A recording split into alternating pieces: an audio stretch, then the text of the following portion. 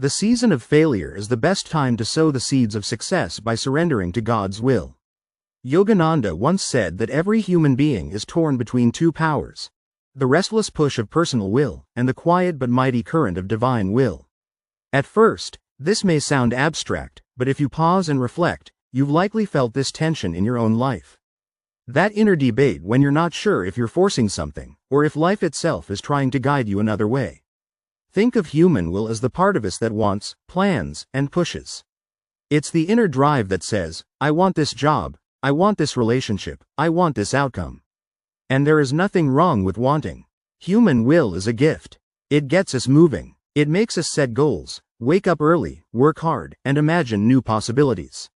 Without it, we drift aimlessly, never shaping our own destiny. But here's the trap. Human will is limited by human vision. We see only a tiny fragment of the whole picture. We chase after desires that sometimes turn to ashes in our hands. Have you ever poured your whole heart into something, only to find out later it wasn't what you truly wanted? Or fought desperately to hold on to someone or something, only to discover that losing it brought more freedom than keeping it ever could? That is the blindness of human will. It grasps, it clings, it insists on its own way, often without knowing the cost. Now imagine a different kind of will. One that sees beyond the next step, beyond the next year, beyond this lifetime. Divine will is not limited by our small perspective. It knows the hidden pathways, the connections, the timing of things. It is the intelligence that orchestrates the seasons, that beats your heart, that spins the galaxies. It is not outside of you, it is within you, whispering through intuition, through subtle nudges, through the quiet feeling that says, this is the way. When you begin to notice divine will at work, you realize how much easier life can become. Opportunities appear at the right time. Obstacles dissolve before they become overwhelming. The people you need to meet cross your path almost by design. What once felt like pushing a heavy boulder uphill begins to feel more like floating with the current of a river. You still have to swim, you still have to make the effort, but the current itself carries you forward. The secret is not to abandon your human will, but to align it. Think of a sailboat. The sailor cannot control the wind, but he can raise his sail to catch it. Human will is the sail, divine will is the wind. Alone, your sail will leave you stranded. Alone, the wind has no vessel to guide. But together, they carry you swiftly across the vast ocean of life. And here lies the mystery. When you surrender to divine will, you don't lose yourself. You don't become passive, waiting for life to hand you everything. Instead, you discover a deeper strength. Your choices become sharper, your actions more effective, because they are backed by a force far greater than your own. You act, but it feels as if something greater is acting through you. This is what Yogananda meant when he spoke of the two wills. The small will of man is like a flickering candle, bright, but vulnerable to every gust of wind. Divine will is like the sun, steady, immense, and inexhaustible. When you learn to link your little flame to that eternal fire, your light can never go out. So the question becomes, how do we move from struggling in our small, limited will, to living in harmony with the infinite? That is the journey we are about to take, a journey into the heart of divine will. Yogananda once remarked that the ego is like a little tyrant inside us, always demanding, always insisting on its way. And when our will bows only to that ego, we find ourselves chasing endlessly, but never arriving. This is the trap of human will untempered by higher wisdom. It pushes us forward, but often in circles. Think about how desire works. It promises satisfaction, whispering, if only I had this, if only I could achieve that, then I would be happy. And sometimes, yes, desire gives us a moment of joy. You get the promotion, you buy the car, you win the affection you craved. But soon, the joy fades. The desire shifts. The ego invents a new goal. You are left hungry again, running on a treadmill that never stops. This is not failure. It is the nature of ego-driven desire. It cannot rest, because it feeds on what is temporary. The world changes, possessions fade, relationships shift, and even the body itself cannot hold onto youth forever. So the ego, blind to the eternal, latches onto whatever is near, screaming, more. More, more. Now, human will directed by ego can achieve great things. Entire empires have been built this way. People have clawed their way to wealth and power, all through relentless determination. But look closer. How many of those victories bring lasting peace? How many of those who reach the pinnacle of success are still restless inside, still searching, still unsatisfied? History is filled with stories of kings, tycoons, and celebrities who gained everything the ego ever wanted, and yet ended in despair. Why? Because human will, when tied only to ego, is like water poured into a sieve. No matter how much you pour, it will never stay full. The vessel itself is flawed. And here's the deeper problem. Ego-driven will is not only restless, it is often destructive. When blinded by self-interest, it tramples others, it ignores consequences, it burns bridges. It pushes forward, but without wisdom. You can see this everywhere. The businessman so obsessed with profit that he sacrifices his health. The politician so hungry for power that he loses his soul.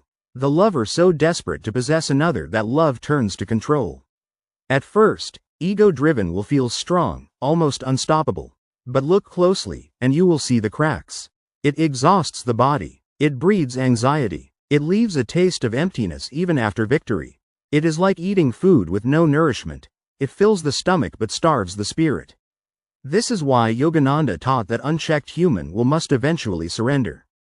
Because there comes a point where the ego's desires wear us out. We get tired of chasing. We get tired of winning battles that never end. And in that exhaustion, we begin to sense another way. The truth is this. Your willpower is not wrong. It is simply misdirected when it serves the ego alone. The same strength that can chain you to endless desire can also free you, if it is turned towards something higher. The same fire that burns when uncontrolled can light your path when guided. Recognizing the limits of ego-driven desire is the first step. It's the moment when you realize, I don't want to spend my life chasing shadows. I want something lasting, something real. And that is where the search for divine will truly begins. Because beyond the restless demands of the ego lies a will that doesn't crave endlessly, but fulfills. A will that doesn't burn out, but sustains. A will that doesn't destroy, but creates. That is the turning point. The moment when you begin to sense that the little tyrant of the ego doesn't have to rule your life. Something greater is waiting. Yogananda once explained that divine will is not some distant force in the heavens, but the very intelligence that sustains your life at this moment. It is the silent wisdom that beats your heart without effort, digests your food without thought, and guides the stars in their endless rhythm. The same power that turns night into day, that stirs the ocean tides, that unfolds the petals of a rose, that is divine will. To understand its greatness, compare it to our own limited view. Human will sees only fragments. We make plans for tomorrow, perhaps next year, but rarely beyond.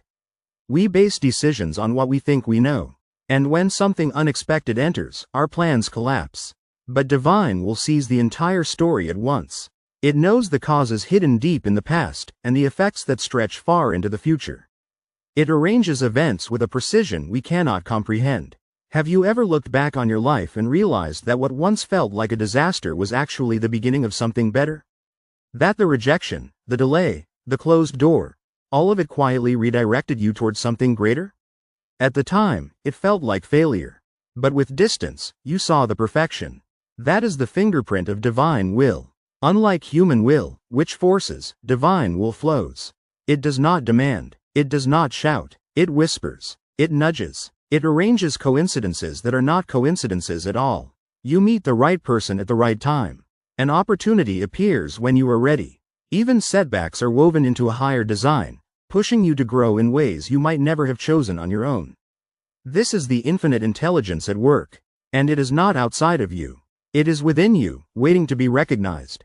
Yogananda often said that intuition is the voice of the soul, and that voice is how divine will makes itself known. It doesn't argue with the ego. It doesn't give you 100 reasons. It simply says, this way. And if you listen, life unfolds with a kind of effortless order. But here's the beauty. Divine will is not cold or mechanical. It is not fate written in stone. It is living, responsive, compassionate. It works with your choices, your growth, your readiness. It is like a master gardener, planting seeds in the soil of your life, watering them, pruning them, allowing you to blossom at the right season. You are never forced. You are guided, and once you begin to trust it, a new kind of strength awakens. You no longer need to know every detail of the future. You don't have to force doors open. You don't have to fear the unknown. Instead, you move with confidence, because you know that the same power guiding the stars is guiding you. That is the essence of divine will. Infinite intelligence, working for your highest good, weaving every thread of your life into a tapestry of meaning. The more you align with it, the more your own willpower becomes supercharged. You don't lose your direction, you gain clarity. You don't lose your freedom, you gain purpose. So the question is no longer, how do I control everything? But rather, how do I tune in to the intelligence that already controls everything? And the answer lies in awareness, intuition, and trust, which is where we now turn. Yogananda often reminded his students that divine will doesn't usually appear as thunder in the sky. More often, it comes as a whisper, so soft you could easily miss it if you were distracted. The challenge is not that divine guidance is absent, but that our minds are too noisy to hear it. So how do you recognize when it is speaking? The first sign is peace. Human will, when driven by ego, often feels restless, urgent, and anxious. It screams, now, hurry, if you don't do this, everything will fall apart. Divine will does not scream. Its voice is calm, steady, and quiet. Even when it guides you into change or challenge, it carries with it an undercurrent of reassurance. Deep inside, you feel, this is right. Another sign is intuition, not logic alone, not reason alone, but a clear, simple knowing. Logic has its place, but intuition is deeper. It bypasses the endless debates of the mind and settles into the heart. You may not be able to explain why, but you feel drawn to a decision, to a place, to a person. This pull is not frantic, it is gentle but persistent, like a compass needle pointing north no matter how you turn. Divine guidance often speaks through synchronicity, the so-called coincidences of life. You think of someone, and they call you. You need an answer, and the very book or conversation you stumble upon delivers it. These are not accidents. They are the choreography of divine will, arranging the outer world to echo your inner need. But perhaps the greatest sign is how guidance unfolds over time. Human will is impatient, demanding instant results. Divine will moves in rhythm, like the turning of seasons. A seed does not become a tree overnight, but each stage is purposeful. When you are aligned with divine will, doors open at the right moment, not a moment too soon or too late. What you need arrives when you are ready to receive it. Recognizing divine guidance requires stillness. If your mind is a storm of desires and fears, the whisper of the soul will be drowned out. But when you create quiet, through meditation, prayer, or simply pausing to breathe, you begin to notice the subtle signs. You feel that tug in the heart. You sense that inner nudge. You catch the quiet voice saying, yes, this way. And the more you listen, the clearer it becomes. At first, it might feel faint, like a radio station just at the edge of reception. But with practice, the signal grows stronger. You learn to distinguish the frantic demands of ego from the steady wisdom of spirit. The ego pushes. The divine invites. The ego fills you with fear of missing out. The divine fills you with trust that nothing real can be lost. In truth, divine guidance is never far. It has always been there, waiting for you to turn down the volume of the world long enough to hear it. And once you recognize it, you begin to see that life is not random at all. Every step has been guided. Every turn has meaning. Every moment is infused with direction, if only you are willing to notice. The art of recognizing divine will begins in stillness. But it does not end there. The next step is learning how to act in harmony with it. That is where balance comes in, the dance of effort and surrender. Yogananda once gave a simple but powerful reminder. I will reason, I will act, but guide thou my reason, will, and activity to the right path in everything. In those words lies the secret of balancing human effort with divine surrender. Too often, people fall into one of two extremes. On one side are those who believe everything depends on their own willpower. They fight, they struggle, they force outcomes. Life becomes an endless battle against resistance. On the other side are those who throw up their hands and say, if everything is God's will, then I'll just sit and wait. They mistake surrender for passivity, expecting the universe to hand them everything without lifting a finger. Neither path works. Human effort without surrender leads to exhaustion. Surrender without effort leads to stagnation. The true path is a union of both. Think of a farmer. He cannot command the sun to shine or the rain to fall. Those forces are beyond his control. But if he sits idle, waiting for heaven to feed him, nothing will grow. His role is to till the soil, plant the seeds, water the ground, and nurture the crops. When he does his part, nature does the rest. That is the balance. Effort and surrender working hand in hand. In your life, effort means showing up. It means using your talents, your discipline, your focus. It means doing your best in every moment, acting with clarity and integrity. But surrender means releasing the obsession with outcomes. You do the work, but you let go of the clinging, the fear, the demand that life must unfold exactly as you imagine. You put your best into the world, and then you trust the larger current to carry it where it needs to go. This is not weakness, it is wisdom. Because how often has life surprised you? How often have you discovered that the plan you thought was perfect was not the best after all? When you act but remain open, you create space for something greater than your imagination to enter. You discover possibilities you never would have considered. Balancing effort and surrender also means knowing when to push and when to pause. There are seasons for action, moments when divine will urges you to leap, to build, to persist. And there are seasons for stillness, moments when forcing forward would only bring resistance. The art is listening closely enough to know the difference. When effort and surrender meet, your life takes on a new quality. Work no longer feels like strain. It feels like participation in something larger. You still act, but you are carried. You still choose, but your choices align with a wisdom far beyond your own. It is no longer the ego demanding, "I must make this happen." Instead, it is the soul whispering, "I am moving with the flow of the infinite." And here's the paradox. Surrender does not weaken your will. It strengthens it, because when your will aligns with divine will, it gains an inexhaustible power. Obstacles that once seemed immovable dissolve. Paths that once seemed blocked open. You are no longer a small wave crashing against the shore. You are part of the ocean itself. Effort keeps your hands busy. Surrender keeps your heart free. Together, they form the perfect balance, turning every action into a collaboration with spirit. Divine will is best understood not in theory, but in the living proof of how it moves through our lives. His own journey was filled with such moments, times when human will faltered or failed, and yet divine will revealed itself in unmistakable ways. As a boy, Yogananda was filled with an intense longing for God. He dreamed of running away to the Himalayas to live as a monk, free from worldly distractions. On more than one occasion, he tried to carry out this plan with fierce determination. Once, he even managed to sneak away with friends, boarding a train and heading north.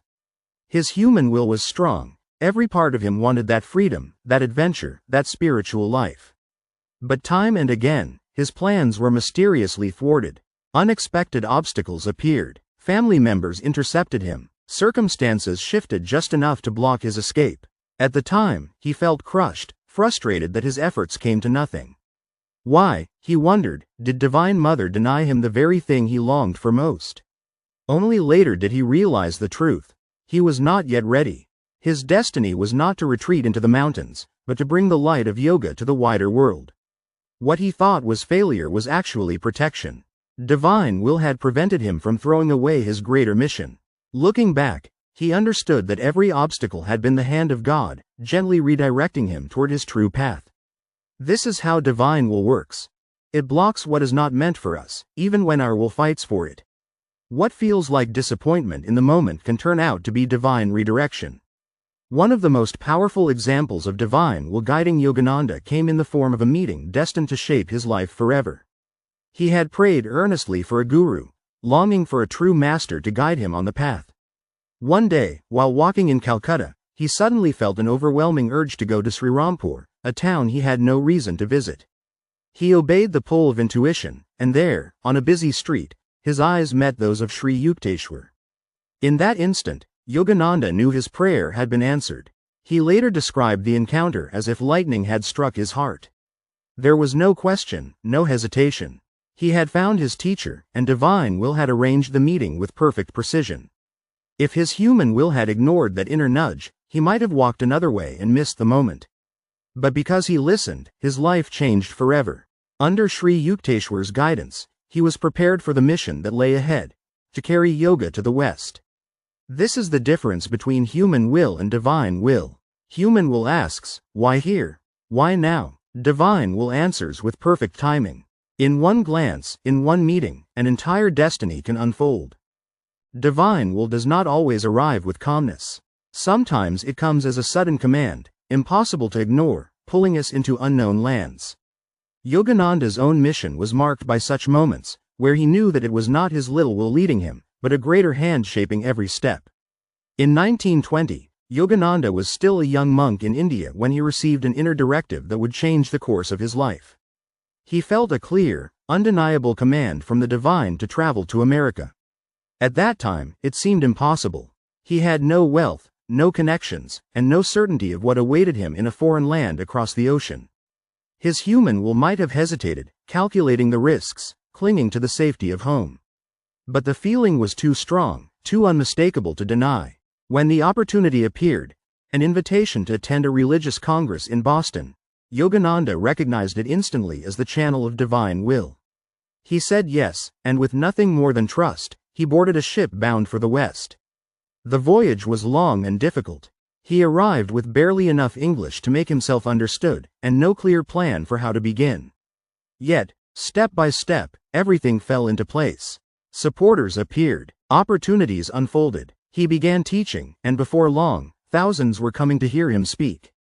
Looking back, it was clear, his mission was not born of his own limited willpower. It was the unfolding of divine will, carrying him across oceans to plant the seeds of Kriya Yoga in the West. Another story he shared shows how divine will can guard us, even in the smallest details. While traveling by train in India, Yogananda once had a powerful inner sense not to sit in a particular spot. Human logic saw no reason for this. The seat looked fine, the car seemed safe.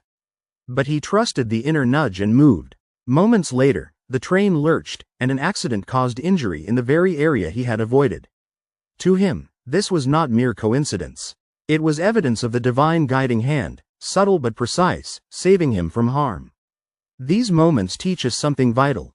Divine will does not only shape great destinies, like his journey to America. It also watches over the details of daily life. The same intelligence that arranges the stars also whispers, "Not this seat, not this way, wait a moment longer." When we learn to listen, we find ourselves protected in ways that defy reason.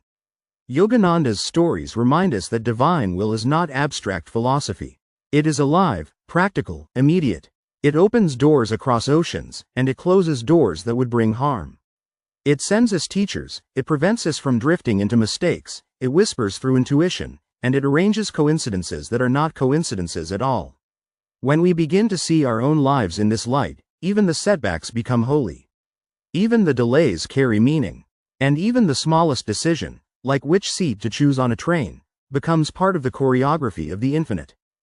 Divine will is like the hidden current of a river. You don't create it, it is already flowing. What you must learn is how to align yourself with it, so that it carries you instead of being resisted. The question is, how do we actually do this? How do we tune our small human will to the vast intelligence that governs all?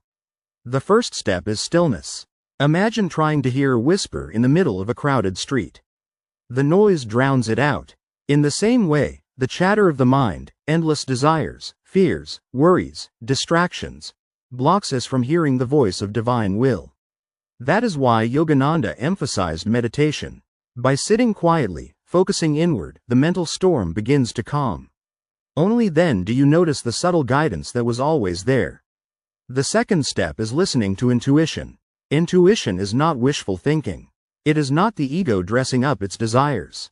It is a quiet knowing, a direct perception that bypasses logic. To cultivate it, begin paying attention to the little nudges you often ignore. That feeling that says, "Call this person." The thought that comes out of nowhere with perfect timing. The pull to go left instead of right. At first, these may feel random. But as you honor them, you realize they are the gentle touch of divine will guiding you. The third step is acting without attachment.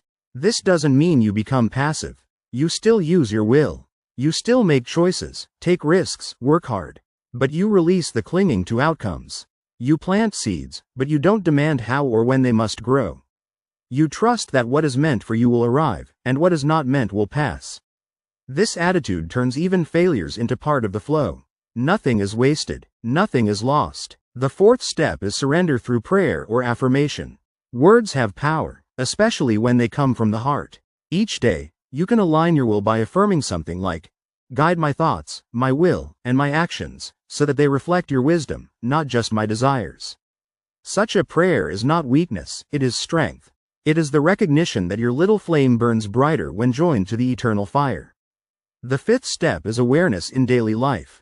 Divine will is not only revealed in meditation or prayer, it is woven into every event, every meeting, every delay, every open door.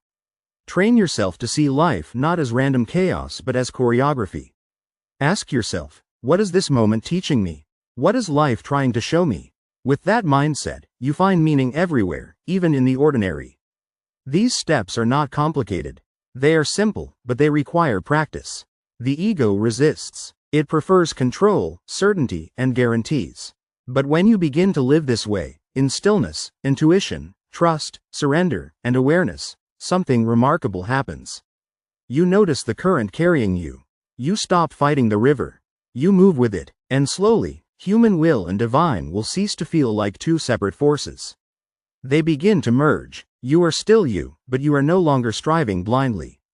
You are an instrument of a wisdom far beyond yourself. And that is when life begins to feel less like struggle and more like grace. The mind is like a magnet. Whatever thoughts we hold with intensity, we draw into our lives. Affirmations and prayer are the ways we retune that magnet, shifting it from the restless pull of ego to the steady current of divine will. Think of affirmation as a way of training your inner compass. Human will, when undirected, runs towards scattered desires, like a needle spinning wildly. But with focused words, spoken with feeling, you point that needle toward the North Star of spirit.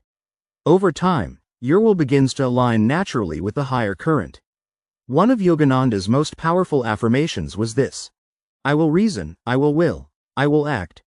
But guide thou, O Infinite, my reason, will, and activity to the right path in everything." Notice how it unites both effort and surrender. You still act, you still choose, but you consciously place your decisions in the hands of the Infinite. This kind of affirmation does more than inspire the mind.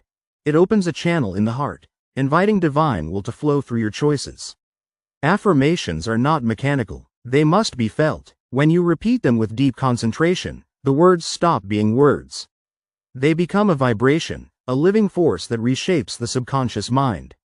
If you whisper them absent-mindedly, they remain hollow. But if you declare them with intensity, they begin to change you from within. Prayer works in the same way, but with a more personal touch. Prayer is not begging a distant God to intervene.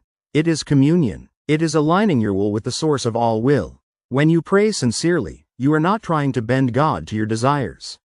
You are bending yourself toward divine wisdom. Try this simple prayer: "Beloved Spirit, let me be a channel of thy will. Take my thoughts, my desires, my actions, and guide them to serve thy purpose. Teach me to trust thy wisdom more than my own restless wants." When you speak these words with sincerity, something shifts inside. You feel lighter, as if a burden has been lifted. The weight of always trying to control life begins to dissolve. In its place comes trust, the quiet confidence that you are not walking alone, that a greater hand is leading you. Another method Yogananda taught was to combine affirmations with breath. As you inhale, silently draw in the thought, "Thy will flows through me." As you exhale, release the words, "Not my will, but thine be done."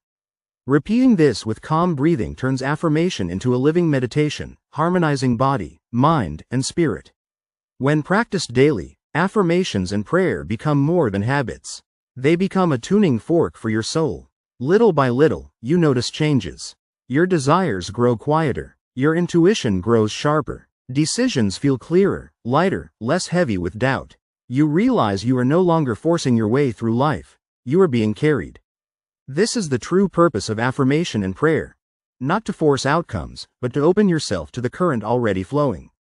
When your words, your thoughts, and your heart are directed towards spirit, your human will and divine will begin to merge. And in that union, even the simplest actions, speaking, walking, working, take on the fragrance of the infinite. The highest prayer is not, "Lord, give me this," but, "Lord, use me." To live this way is to move beyond seeing divine will as something separate, something only revealed in meditation or in rare moments of inspiration. Instead, every moment of your daily life becomes a chance to serve as an instrument of spirit. What does this look like? It begins with awareness. Too often, we move through the day on autopilot, rushing from one task to another, absorbed in routine. But divine will can express itself through the smallest choices. How you speak to a stranger, how you approach your work, how you react when plans go wrong. Each decision becomes a fork in the road. Do I act from ego, or do I act from a higher place? When you live as an instrument of spirit, you start to see your roles differently. If you are a parent, you recognize that you are not just raising children, but shaping souls entrusted to you by the divine. If you are a worker, you see your job not only as earning a paycheck, but as a field where you can serve others and bring light into daily interactions. Even the simplest chores, like cooking a meal or cleaning a room, can become sacred offerings when done with the thought, I am doing this for God. This perspective transforms ordinary life. A conversation with a friend is no longer small talk, it becomes an opportunity to listen with compassion. A challenge at work is no longer just a problem, it becomes a chance to express patience and wisdom. Even your struggles become meaningful, because they shape you into a clearer channel for divine energy. But living this way also requires vigilance. The ego is clever, it slips back in when you're not watching. It whispers, this is my success, my idea, my achievement. When that happens, gently remind yourself, I am only the instrument. The music flows through me, but the song belongs to the infinite. This is not about denying your individuality, but about recognizing the source from which your talents arise. Living as an instrument does not make you smaller. It makes you greater, because when your little will aligns with divine will, your actions carry a power far beyond your own. Words spoken in that alignment can lift hearts. A single act of kindness, offered with the thought of God, can ripple further than you ever see. This way of life also removes much of the stress and burden that comes from trying to control everything. When you see yourself as the doer of all things, the weight is crushing. When you see yourself as the instrument, the burden lightens. You play your part, but the outcome rests in the hands of a greater power. And slowly, you begin to notice a new joy in life, a quiet, ever-present sense of companionship. You realize you are never alone, because every step, every action, every word is guided. You are not separate from divine will. You are its channel, its voice, its hands in the world. To live this way is to transform daily existence into devotion. Work becomes worship, relationships become sacred, life itself becomes prayer. The soul's highest destiny in simple words. When the little will of man unites with the great will of God, freedom is won. This is the culmination of all spiritual seeking. Not to erase your individuality, not to crush your desires, but to merge the small flame of human will with the eternal fire of divine will, until the two are no longer separate. Think of all we've explored so far. The restlessness of ego, the blindness of desire, the infinite intelligence of spirit, the whispers of intuition, the balance of effort and surrender, the stories of how divine will guided Yogananda's own life. All of these led us here, to the union of wills. What does this union feel like? It is not passive, you don't dissolve into nothingness. Instead, you become more yourself than ever before, but a self expanded, uplifted, and illumined. Imagine a drop of water falling into the ocean. It does not cease to exist, it becomes the ocean. In the same way, your will does not disappear, it becomes vast, guided by infinite wisdom, free of limitation. When this union begins, you feel it in small ways first. Choices come more easily, your path feels clearer, you notice fewer conflicts between what you want and what life offers. It's as though the pieces of a puzzle start fitting together without your constant struggle to force them. You realize, I am moving with life, not against it. Over time, the union deepens. The ego softens. Desires quiet down. You no longer need to chase endlessly, because a deeper joy fills you. You no longer fear the future, because you trust the current that carries you. You no longer cling to outcomes, because you sense that whatever arrives has a purpose in your unfolding. Life stops feeling like a battle and begins to feel like a symphony. And the beauty is this: anyone can begin this union. It does not require renouncing the world, fleeing to the mountains, or giving up all responsibility. It begins wherever you are, in the middle of your daily life. Every time you pause before acting and ask, is this in harmony with spirit, Or is this just ego pushing? You are aligning. Every time you surrender an anxious desire and replace it with trust, you are aligning. Every time you act with love, kindness, patience, and truth, you are aligning. The final realization is that divine will and your true will were never separate at all. What you call your will is only a spark of the greater flame. What you call your desires are often shadows of the soul's deeper longing, to be free, to be joyful, to return to union with its source. When you merge your will with the infinite, you are not losing yourself. You are finding your real self. The self that was never bound, never small, never apart from the ocean of spirit. This is the promise Yogananda lived and taught. That each of us can rise above the tug of war between ego and spirit, and discover the quiet ecstasy of living in harmony with the divine. And once that union is tasted, even for a moment, nothing else can compare. To live in divine will is to live in freedom. It is to walk through this world not as a prisoner of circumstance, but as a co-creator with the infinite. It is to know, with every breath, I am guided. I am carried. I and the Father are one.